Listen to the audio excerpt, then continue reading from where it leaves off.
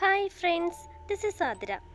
ഇന്ന് നമ്മൾ കാണാൻ പോകുന്നത് 2010 റിലീസായ ദി പെർഫെക്റ്റ് ഹോസ്റ്റ് എന്ന സൈക്കോളജിക്കൽ ത്രില്ലർ മൂവിയുടെ കഥയാണ്. ഈ കഥയിലെ നമ്മുടെ ഹീറോ ഒരു ബാങ്ക് കൊള്ളയടിച്ചതിന് ശേഷം രക്ഷപ്പെടാനായി ഒരു വീട്ടിൽ ചെന്ന് കയറുന്നു. ആ വീട്ടിൽ ചെന്നതിന് ശേഷം നമ്മുടെ ഹീറോ നേരിടേണ്ടി വരുന്ന പ്രശ്നങ്ങളും ആ വീട്ടിലുണ്ടായിരുന്ന സൈക്കോയുടെ കയ്യിൽ നിന്നും ഹീറോ രക്ഷപ്പെടുമോ എന്നും പറഞ്ഞൊരു കഥയാണ് ഇത്. മറ്റ് സൈക്കോ മൂവികളിൽ നിന്നും ഈ സിനിമ ഡിഫറൻ്റ് ആകാൻ കാരണം എന്താണെന്ന് നമുക്ക് കണ്ടു തന്നെ മനസ്സിലാക്കാം. കഥയിലോട്ട് പോകുന്നതിന് മുൻപായി എൻ്റെ ഈ ചാനൽ ആദ്യമായിട്ടാണ് കാണുന്നതെങ്കിൽ സബ്സ്ക്രൈബ് ചെയ്യണം, ഷെയർ ചെയ്യണം, അടുത്ത് കാണുന്ന ബെൽ ഐക്കൺ കൂടി ഇനേബിൾ ചെയ്യണേ. നിങ്ങൾ കാണാനും കേൾക്കാനും ആഗ്രഹിക്കുന്ന കഥകൾ ഞാൻ പറഞ്ഞു തരാം. മൂവിയുടെ സ്റ്റാർട്ടിംഗ് സീനിൽ നമ്മുടെ ഹീറോ കയ്യിലൊരു ബാഗുമായി ആരിൽ നിന്നോ രക്ഷപ്പെട്ട് ഓടുന്നതായി കാണിക്കുന്നു. കയ്യിലുണ്ടായിരുന്ന ബാഗ് ഒരു വേസ്റ്റ് ബാസ്ക്കറ്റിലിട്ട് കാറുമെടുത്ത് അവിടെ നിന്ന് പോകുന്നു. ഹീറോയുടെ കാലിൽ നല്ലൊരു പരിക്ക് പറ്റിയിട്ടുണ്ട്. സോ ബ്ലഡ് നന്നായി പോകുന്നുണ്ട്. അത്യാവശ്യം വേണ്ട കുറച്ച് മരുന്നുകൾ വാങ്ങി മുറിവ് ഡ്രസ്സ് ചെയ്യാമെന്ന് കരുതി ഒരു സൂപ്പർ മാർക്കറ്റിൽ ചെന്ന് ആവശ്യമായ സാധനങ്ങൾ ഹീറോ മേടിച്ചു കൊണ്ടിരിക്കുമ്പോൾ പെട്ടെന്നൊരു പെണ്ണ് ഗണ്ണുമായി വന്ന് കടക്കാരനെ ഭയപ്പെടുത്തി മേശയിലുള്ള പണം തരാൻ പറയുന്നു. ഹീറോയെ കണ്ട് അവൾ ഗൺ പോയിന്റിൽ നിർത്തി നിന്റെ പേഴ്സ് താഴെ ഇടാൻ പറയും. ഇത് കേട്ട് ഹീറോ പേഴ്സ് തറയിലിടുന്നു.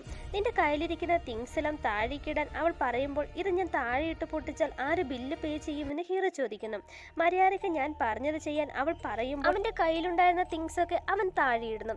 ആ സമയം ഒരു സെക്കൻഡ് അവളുടെ ശ്രദ്ധ മാറുമ്പോൾ അവളുടെ കയ്യിലിരുന്ന തോക്ക് പിടിച്ചു വാങ്ങി ഹീറോ അവളെ ഭീഷണിപ്പെടുത്തുന്നു.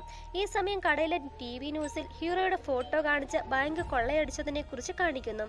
$3 ലക്ഷം ഒരു ബാങ്കിൽ നിന്നും കൊള്ളയടിച്ച് ഓടി രക്ഷപ്പെട്ടെന്നും ഇയാളെ കാണുന്നവർ ഉടനെ തന്നെ പോലീസിനെ അറിയിക്കണമെന്നും TV ന്യൂസിൽ കാണിക്കുന്നു. ഇത് കണ്ടു ഭയന്ന് ആ പെണ്ണ് കിട്ടിയ പണവുമായി അവിടെ നിന്നും ഓടിപ്പോകുന്നു. ഈ സമയത്ത് ഹീറോയുടെ കയ്യിൽ നിന്ന് താഴേക്ക് വീണ ഗണ്ണെടുത്ത് കടക്കാരൻ ഹീറോയെ പിടിച്ച് പോലീസിൽ ഏൽപ്പിക്കാൻ നോക്കുമ്പോൾ ഹീറോയും അവിടെ നിന്ന് ഓടി കാറിനടുത്തേക്ക് വരുന്നു. ഹീറോ കാറിൽ കയറി രക്ഷപ്പെടാനുള്ള വഴികൾ ആലോചിക്കുന്നു. പോലീസ് എല്ലായിടത്തും തന്നെ തിരയുന്നുണ്ടെന്ന് മനസ്സിലാക്കി സിറ്റി ഏരിയയിൽ നിന്നും മാറി ഒരു വനപ്രദേശത്തിന് നടുവിലുള്ള ഒരു വീടിന്റെ ഡോറിൽ മുട്ടും. ഡോർ ഓപ്പൺ ചെയ്യുന്നത് ഒരു പ്രായമായ ലേഡിയാണ്. കുറച്ച് കള്ളന്മാർ എന്നെ അറ്റാക്ക് ചെയ്ത് എൻ്റെ പേഴ്സും ബാഗും ഒക്കെ തട്ടിയെടുത്തു. അതുകൂടാതെ അവൻ്റെ കാലും തല്ലി ഒടിച്ചു. ദയവായി എന്നെ ഹെൽപ്പ് ചെയ്യൂ, എനിക്ക് കുറച്ചുകൂടെ ഇവിടെ തങ്ങാൻ അനുവദിക്കാമോ എന്ന് ഹീറോ ചോദിക്കുമ്പോൾ ഞാനിവിടെ തനിച്ചാണ്, സോ എനിക്ക് നിങ്ങളെ ഹെൽപ്പ് ചെയ്യാൻ കഴിയില്ലെന്ന് പറഞ്ഞ് ആ ലേഡി ഡോർ ക്ലോസ് ചെയ്യുന്നു. ഹീറോ വളരെ നിരാശയോടെ നിൽക്കുമ്പോഴാണ് അവിടെ അടുത്ത് മറ്റൊരു വീട് കാണുന്നത്. ആ വീട്ടിൽ കയറി ഹെൽപ്പ് ചോദിക്കാൻ ഹീറോ ചെല്ലുമ്പോഴാണ് ഒരു പോസ്റ്റ് ബോക്സ് ഇരിക്കുന്നത് ഹീറോ കാണുക. ആ പോസ്റ്റ് ബോക്സ് ഹീറോ ഓപ്പൺ ചെയ്ത് നോക്കുമ്പോൾ ജൂലി എന്നൊരു പെണ്ണ് ബാർബിക്ക് എന്നൊരാൾക്ക് എഴുതിയ ലെറ്ററാണ് അതിൽ. ആ ലെറ്റർ മുഴുവനായി ഹീറോ വായിച്ചതിനു ശേഷം ആ വീടിന്റെ ഡോറിൽ മുട്ടുന്നു. വീടിനുള്ളിൽ നിന്നും ഒരാൾ വന്ന് ഡോർ ഓപ്പൺ ചെയ്യുന്നു. അയാളാണ് ബാർബിക്. നിങ്ങൾ ആരാണെന്ന് വിക്ക് ചോദിക്കുമ്പോൾ ഞാൻ ജൂലിയുടെ ഫ്രണ്ടാണ്, ഇവിടെ ഒരു ഫ്രണ്ടിനെ മീറ്റ് ചെയ്യാൻ വന്നതാണ്. ബട്ട് എയർപോർട്ടിൽ വെച്ച് കുറച്ച് പേർ എന്നെ അറ്റാക്ക് ചെയ്ത് എൻ്റെ ബാഗും പേഴ്സും ഒക്കെ കയ്യിലാക്കി കടന്നു കളഞ്ഞു. എൻ്റെ കയ്യിലിപ്പോൾ പണമൊന്നുമില്ല, പ്ലീസ് എന്നെ ഹെൽപ്പ് ചെയ്യാമോ എന്ന് ചോദിക്കുമ്പോൾ സോറി സാർ, എന്നോട് ക്ഷമിക്കൂ, ഇന്ന് ഞാൻ ഈ വീട്ടിലൊരു പാർട്ടി അറേഞ്ച് ചെയ്തിട്ടുണ്ട്. സോ പാർട്ടി അറ്റൻഡ് ചെയ്യാനായി എൻ്റെ ഫ്രണ്ട്സൊക്കെ ഇപ്പോൾ തന്നെ ഇവിടെ എത്തും. അവർ നിന്നെ കണ്ടാൽ അത് ശരിയാക്കില്ല, അതുകൊണ്ട് നിങ്ങൾ തിരിച്ചു പോയിക്കോളൂ എന്ന് വിക്ക് പറയുന്നു. ആരും തന്നെ ഒന്ന് ഹെൽപ്പ് ചെയ്യുന്നില്ലല്ലോ, എങ്ങനെ രക്ഷപ്പെടുമെന്ന് നിരാശയോടെ ചിന്തിച്ച് ഹീറോ തിരിഞ്ഞു നടക്കുമ്പോൾ വിക്ക് ഡോർ ഓപ്പൺ ചെയ്ത് നീ ജൂലിയുടെ ഫ്രണ്ട് അല്ലേ, നിന്നെ ഹെൽപ്പ് ചെയ്യാതെ പറഞ്ഞു വിട്ടാൽ ജൂലി എന്നോട് ദേഷ്യപ്പെടും, സോ നിങ്ങൾക്ക് അകത്തേക്ക് വരാം, ഞാൻ ഹെൽപ്പ് ചെയ്യാമെന്ന് പറഞ്ഞ് വിക്ക് ഹീറോയെ വീടിനുള്ളിലേക്ക് കൂട്ടിക്കൊണ്ടു പോകുന്നു.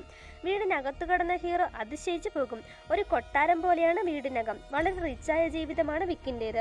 വീട് കണ്ട ഹീറോ കണ്ണു തള്ളി നിൽക്കുമ്പോൾ എന്താണ് നിങ്ങൾക്ക് കുടിക്കാൻ വേണ്ടത്, വൈൻ ഓർ വാട്ടർ എന്ന് വിക്ക് ചോദിക്കുന്നു. വൈൻ മതിയെന്ന് ഹീറോ പറയുമ്പോൾ റെഡ് വേണോ വൈറ്റ് വേണോ എന്ന് വിക്ക് വീണ്ടും ചോദിക്കുന്നു. റെഡ് മതിയെന്ന് ഹീറോയും പറയും. സോ രണ്ടുപേരും ജോളിയായി വൈനും കുടിച്ച് സംസാരിച്ചു കൊണ്ടിരിക്കുമ്പോൾ നിങ്ങളുടെ തിങ്സ് ഒക്കെ എങ്ങനെയാണ് മിസ്സായതെന്ന് വിക്ക് ചോദിക്കുന്നു. ഞാൻ എയർപോർട്ടിൽ വന്നിറങ്ങുമ്പോൾ എൻ്റെ ബാഗെല്ലാം തന്നെ കാണാതായി. ഞാൻ എയർപോർട്ടിൽ കംപ്ലൈൻറ്റ് ചെയ്തിട്ടുണ്ട്.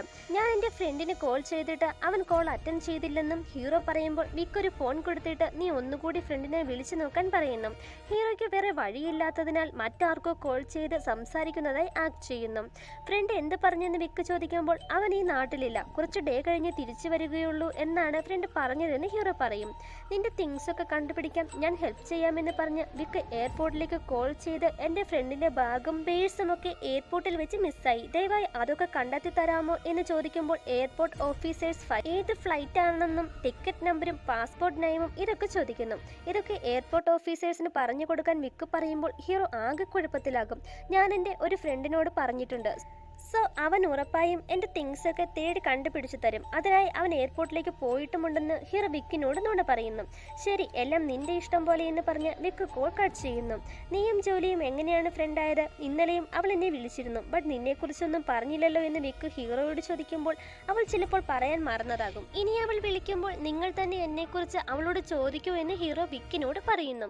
എങ്കിൽ നമുക്കിപ്പോൾ തന്നെ അവളെ വിളിക്കാമെന്ന് പറഞ്ഞ് വിക്ക് ജോലിയെ വിളിക്കാൻ തുടങ്ങുമ്പോൾ തൻ്റെ കള്ളങ്ങൾ പൊളിയുമോ എന്നോർത്ത് ഹീറോ ഭയപ്പെടുന്നു. ഹീറോയുടെ ഭാഗ്യത്തിന് ജൂലിയ കോൾ അറ്റൻഡ് ചെയ്യില്ല.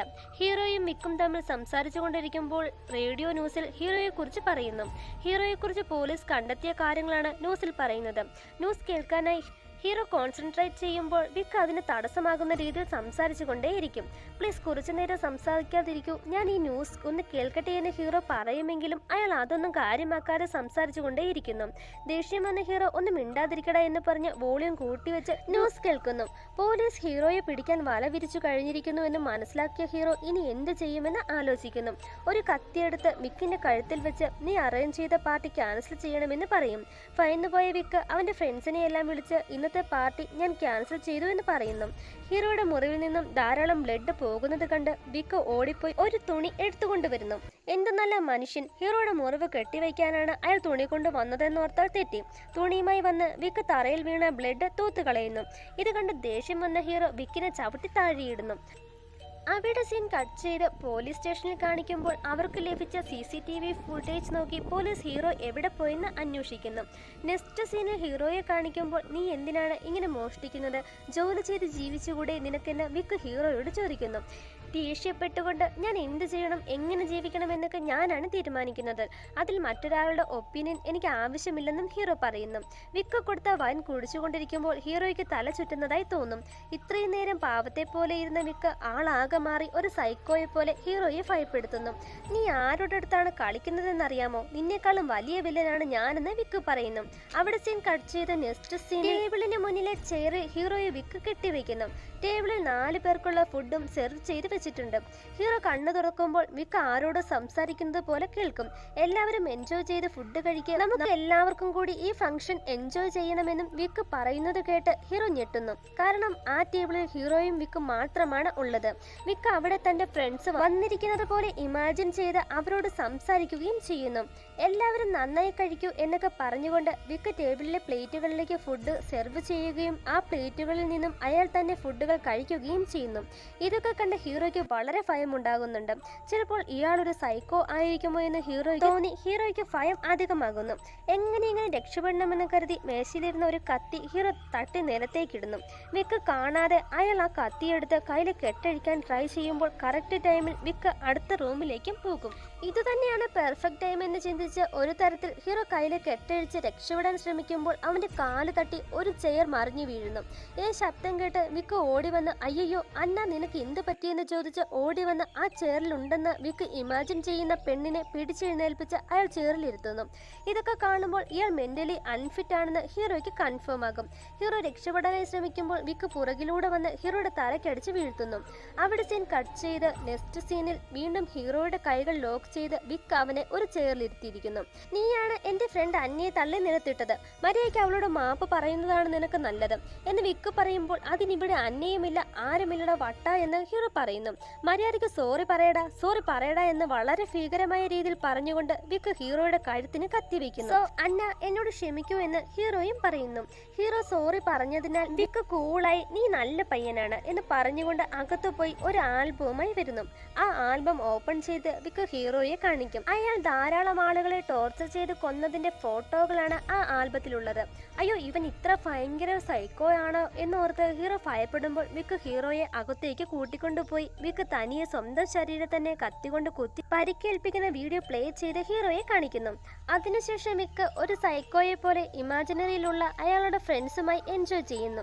ഇതൊക്കെ കണ്ട് ഹീറോയ്ക്ക് ദേഷ്യം വരുന്നുണ്ടെങ്കിലും വിക്കിന്റെ കയ്യിൽ നിന്നും രക്ഷപ്പെടാൻ വേണ്ടി ഞാനും നിങ്ങളുടെ പാർട്ടിയിൽ ജോയിൻ ചെയ്തോട്ടെ എന്ന് ഹീറോ ചോദിക്കും. ശരി, ഫസ്റ്റ് നമുക്കൊരു ഫോട്ടോ എടുക്കാമെന്ന് പറഞ്ഞ് വിക്ക് അവൻ്റെ ഇമാജിനറി ഫ്രണ്ട്സിനെയും വിളിച്ച് ഫോട്ടോ എടുക്കുന്നു. ഹീറോയെ പല രീതിയിലും വിക്ക് ടോർച്ചർ ചെയ്യുന്നുണ്ട്. വിക്ക് കുളിക്കുമ്പോൾ പോലും ഹീറോയെ സ്വിമ്മിംഗ് പൂളിനുള്ളിൽ ലോക്ക് ചെയ്ത് നിർത്തുന്നു. ടോർച്ചർ സഹിക്കവയ്യാതെ ഹീറോ ഉച്ചത്തിൽ കരയുമ്പോൾ കരയുന്ന ശബ്ദം കേട്ട് അടുത്ത വീട്ടിലുള്ള ഒരു വയസ്സായ ലേഡി വിക്കിൻ്റെ വീട്ടിലേക്ക് വരുന്നു.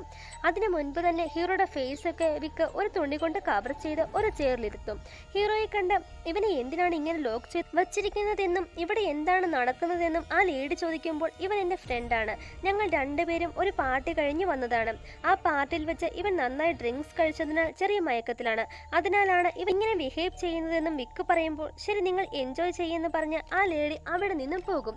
വിക്ക് ദേഷ്യത്തോടെ ഡോർ ക്ലോസ് ചെയ്ത് അകത്ത് കടക്കുമ്പോൾ അവൻ്റെ ഇമാജിനറി ഫ്രണ്ട്സ് എല്ലാം ഹീറോയാണ് ഇതിനൊക്കെ കാരണം, സോ നീ അവനെ ഇനി എന്ത് ചെയ്യുമെന്നൊക്കെ വിക്കിനെ പ്രൊവോക്ക് ചെയ്യുന്ന രീതിയിൽ ചോദിക്കുന്നു.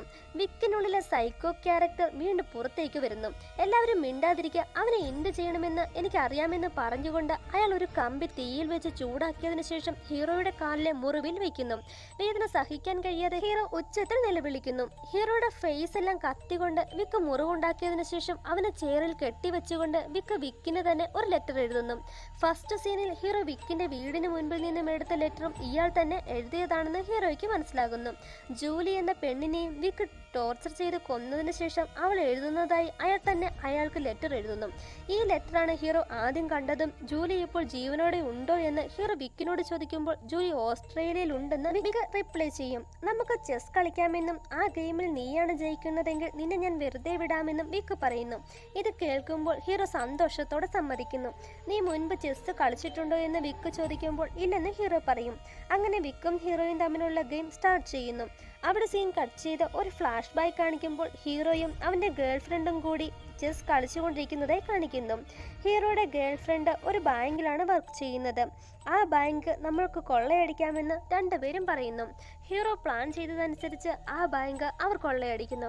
ആ പണം ഹീറോ ഒളിച്ചു വെച്ചെടുത്തു നിന്നും അവൻ്റെ ഗേൾ ഫ്രണ്ട് എടുക്കണമെന്നും ആ പണവുമായി അവൾ വരുമ്പോൾ തന്നെയും പിക്ക് ചെയ്ത് ഇവിടെ നിന്നും രക്ഷപ്പെടണമെന്നുമാണ് ഹീറോയുടെ പ്ലാൻ. അവിടെ സീൻ കട്ട് ചെയ്ത് ഹീറോ വിക്കിനെ ഗെയിമിൽ തോൽപ്പിക്കുന്നു. നീയാണോ ജയിച്ചതെന്ന് ദേഷ്യത്തോടെ ചോദിച്ചുകൊണ്ട് വിക്ക് അകത്തുപോയി ഒരു കത്തിയുമായി വരുന്നു. ഇത് കാണുന്ന ഹീറോ വിക്ക് തന്നെ കൊല്ലുമോ എന്ന് ഭയന്ന് രക്ഷിക്കണേ എന്ന് നിലവിളിക്കുമ്പോൾ വിക്ക് വന്ന് അവൻ്റെ കയ്യിലെ കെട്ടെല്ലാം കത്തി കൊണ്ട് കട്ട് ചെയ്യുന്നു. ഇനി നിന്റെ വീട്ടിലേക്ക് പൊയ്ക്കോളൂ എന്ന് പറയുമ്പോൾ ഹീറോ സന്തോഷത്തോടെ പുറത്തേക്ക് ഇറങ്ങാൻ തുടങ്ങുന്നു. വിക്ക് അവനെ തിരിച്ചു വിളിച്ചതിനു ശേഷം നീ ഒരു ഭീരുവാണ്, അതിനാലാണ് എൻ്റെ കയ്യിൽ നിന്നും രക്ഷപ്പെട്ട് ഓടുന്നത് എന്നൊക്കെ പറഞ്ഞ് ഹീറോയെ പ്രൊവോക്ക് ചെയ്യുന്നു. ഇത് കേൾക്കുമ്പോൾ ദേഷ്യം വരുന്ന ഹീറോ അവിടെ ഇരുന്ന ഒരു കത്തി എടുത്തുകൊണ്ടുവന്ന് വിക്കിനെ കുത്തുന്നു. പക്ഷെ വിക്കിന് ഒന്നും തന്നെ സംഭവിക്കില്ല, കാരണം അതൊരു ഡ്യൂപ്ലിക്കേറ്റ് കത്തിയായിരുന്നു. പക്ഷെ വിക്ക് ഹീറോയെ അടിച്ചു നിലത്തിടുന്നു. അവിടെ സീൻ കട്ട് ചെയ്ത നെക്സ്റ്റ് സീനിൽ വിക്ക് കുറച്ച് ഫോട്ടോകൾ അവൻ്റെ ആൽബത്തിൽ സ്റ്റിക്ക് ചെയ്യുന്നു. ഹീറോയെ കഴുത്തറുത്ത് വിക്ക് കൊല്ലുന്ന ഫോട്ടോകളാണ് അതെല്ലാം. അവിടെ സീൻ കട്ട് ചെയ്ത് പുറത്ത് വേസ്റ്റ് ബാസ്ക്കറ്റ് കാണിക്കുമ്പോൾ ഹീറോ മരിച്ചു കിടക്കുന്നതാണ് കാണുക. അവൻ്റെ ഡെഡ് ബോഡി കാണുന്ന അടുത്ത വീട്ടിലെ ലേഡി പോലീസിന് കോൾ ചെയ്യുന്നു. കുറച്ച് സമയത്തിന് ശേഷം ഹീറോയ്ക്ക് ബോധം തെളിയുന്നു. വിക്ക് അവനെ കഴുത്തറുത്ത് കൊന്നിരുന്നില്ല. ഹീറോയെ കൊല്ലുന്നത് പോലെയും കഴുത്തറക്കുന്നത് പോലെയും ക്രിയേറ്റ് ചെയ്താണ് വിക്ക് ഫോട്ടോ എടുത്തത്. ഹീറോ അവിടെ നിന്നും രക്ഷപ്പെട്ടു പോകുന്നു. ഈ സമയം പോലീസ് വിക്കിന്റെ വീട്ടിലേക്ക് വരും. ആക്ച്വലി വിക്കും ഒരു പോലീസ് ഓഫീസറാണ്. ഹീറോ ബാങ്ക് കൊള്ളയടിച്ച CCTV ഫൂട്ടേജ് സഹിതം വിക്കിന്റെ അടുത്ത് വന്ന പോലീസ് ഓഫീസർ കാണിച്ചു കൊടുത്തതിന് ശേഷം അവനും അവന്റെ ഗേൾ ഫ്രണ്ടും കൂടിയാണ് ഈ കവർച്ച നടത്തിയതെന്നും വിക്കിനോട് പറയുന്നു. ഈ കേസിന് തുടർ അന്വേഷണത്തിന് നിങ്ങളുടെ ഹെൽപ്പ് എനിക്ക് വേണമെന്നും അയാൾ വിക്കിനോട് പറയുമ്പോൾ ആ പെണ്ണിനെ ഫോളോ ചെയ്താൽ നമുക്ക് അവരെ രണ്ടുപേരെയും പിടിക്കാമെന്ന് വിക്ക് പറയും. അവിടെ സീൻ കട്ട് ചെയ്ത് ഹീറോ ഒരു ബൂത്തിൽ നിന്നും ഗേൾ ഫ്രണ്ടിന് കോൾ ചെയ്യുന്നു. പക്ഷെ അവൾ കോൾ അറ്റൻഡ് ചെയ്യില്ല. സ്വന്തം കാറുമായി പണം കടത്തിയാൽ നമ്മൾ പോലീസ് കസ്റ്റഡിയിലാകും, സോ നീ ഒരു കാറ് റെന്റിന് എടുക്കണമെന്നും ഹീറോ ഗേൾ ഫ്രണ്ടിനോട് പറഞ്ഞിരുന്നു. ഇത് ഓർമ്മ വന്ന ഹീറോ അടുത്തുള്ള കാർ റെന്റിന് കൊടുക്കുന്ന കമ്പനികളിലേക്കെല്ലാം വിളിച്ച് അവന്റെ ഗേൾ ഫ്രണ്ട് ഏതെങ്കിലും കാർ റെന്റിന് എടുത്തിട്ടുണ്ടോ എന്ന് അന്വേഷിക്കുന്നു. അവൾ ഒരു കാർ റെന്റിന് എടുത്തിട്ടുണ്ടെന്ന് ഹീറോയ്ക്ക് കൺഫേം ആകും. പോലീസും ഈ കാര്യങ്ങൾ മനസ്സിലാക്കി അവൾ കാർ റെന്റിനെടുത്തെടുത്ത് ചെന്ന് ഡീറ്റെയിൽസ് കളക്ട് ചെയ്യുന്നു. ഹീറോയുടെ ഗേൾ ഫ്രണ്ട് ആ പണമൊക്കെ കാറിൽ കയറ്റുന്ന സമയത്ത് കറക്റ്റായി അങ്ങോട്ട് ഹീറോയും വരുന്നു. ഹീറോയെ ചതിച്ച് ആ പണം മൊത്തമായി സ്വന്തമാക്കി നാട് വിടാനായിരുന്നു അവളുടെ പ്ലാൻ. ഇതൊക്കെ മനസ്സിലാക്കിയ ഹീറോ എൻ്റെ കൂടെ ഇരുന്ന് നീ എന്നെ ചതിക്കാൻ നോക്കിയില്ലേ, ഇനി എനിക്ക് നിന്നെ വേണ്ടെന്ന് പറഞ്ഞ് ആ കാറുമായി ഹീറോ പോകാൻ തുടങ്ങുമ്പോൾ കറക്റ്റ് ടൈമിൽ വിക്ക് അങ്ങോട്ട് വന്ന് അവനെ ഗൺ പോയിന്റിൽ നിർത്തുന്നു. ഇപ്പോഴാണ് വിക്ക് ഒരു പോലീസുകാരനായിരുന്നെന്ന് ഹീറോയ്ക്ക് മനസ്സിലാകുന്നത്. നീ ആ പണം മുഴുവനായും എനിക്ക് തന്നാൽ നിന്നെ വെറുതെ വിടാമെന്ന് വിക്ക് പറയുമ്പോൾ ഹീറോ ആ പണം മുഴുവൻ അവൻ വിക്കിന് കൊടുക്കും. അതിൽ നിന്നും കുറച്ച് പണം വിക്ക് ഹീറോയ്ക്ക് കൊടുത്തിട്ട് നീ ഇത്രയും കഷ്ടപ്പെട്ടതല്ലേ, ഇത് വെച്ചോളൂ എന്ന് പറയുന്നു. ബാക്കി പണവുമായി വിക്ക് അവിടെ നിന്ന് പോകും. ഈ സമയം വിക്കും ഹീറോയും ഒരുമിച്ചുണ്ടായിരുന്ന കുറച്ച് ഫോട്ടോസ് പോലീസ് സ്റ്റേഷനിലേക്ക് വരുന്നു. ഇത് കണ്ട ചീഫ് ഓഫീസർ വിക്കിനെ വിളിച്ചു വരുത്തി നീയും അവനും കൂടി ചേർന്നാണോ ബാങ്ക് കൊള്ളയടിച്ചത് എന്നൊക്കെ ചോദിച്ചുകൊണ്ട് ആ ഫോട്ടോ അയാൾ വിക്കിനെ കാണിക്കുന്നു. ഇതാരും ഫോട്ടോ മോർഫ് ചെയ്തതാണ്, എനിക്ക് അവനെ അറിയുകയില്ലെന്ന് വിക്ക് പറയുന്നു. എന്തായാലും എനിക്ക് നിന്റെ വീട് സെർച്ച് ചെയ്യണമെന്ന് ഓഫീസർ പറയുമ്പോൾ നിങ്ങൾക്ക് എൻ്റെ വീട് സെർച്ച് ചെയ്യണോ എന്ന് വിക്ക് ദേഷ്യത്തോട് ചോദിക്കും. ജസ്റ്റ് ഞാനൊരു ഫ്രണ്ട് എന്ന നിലയിലാണ് വരുന്നതെന്നും എന്തായാലും എനിക്ക് നിന്റെ വീട് സെർച്ച് ചെയ്യണമെന്നും ചീഫ് ഓഫീസർ പറയുമ്പോൾ ഓക്കെ നീ വന്നോളൂ എന്ന് ഞാനൊരു പാർട്ടി തന്നെ അറേഞ്ച് ചെയ്യുന്നുണ്ടെന്നും വിക്ക് പറയുന്നു. നീ വൈൻ കുടിക്കുമോ എന്ന് വിക്ക് ചോദിക്കുമ്പോൾ ഞാൻ കുടിക്കുമെന്ന് ഓഫീസർ പറയും. വിക്ക് മുൻപ് ഹീറോയോട് ചോദിച്ചതുപോലെ റെഡ് വേണോ വൈറ്റ് വേണോ എന്ന് ചോദിക്കുമ്പോൾ റെഡ് എന്ന് അയാളും പറയും. ശരി ഓക്കെ എന്ന് പറഞ്ഞ് ഒരു സൈക്കോയെ പോലെ ചിരിച്ചുകൊണ്ട് വിക്ക് അവിടെ നിന്ന് പോകുന്നു. അടുത്ത വേട്ടയ്ക്ക് ആളെ കിട്ടിയെന്ന സന്തോഷത്തോടെ വിക്ക് പോകുന്നിടത്ത് ഈ മൂവിയുടെ കഥയും അവസാനിക്കുന്നു. ഈ സിനിമയും ഇതിന്റെ കഥയും നിങ്ങൾക്ക് ഇഷ്ടമായെന്ന് ഞാൻ വിശ്വസിക്കുന്നു. വീണ്ടും മറ്റൊരു ത്രില്ലിംഗ് മൂവിയുമായി കാണാം. അതുവരെ ടാറ്റാ.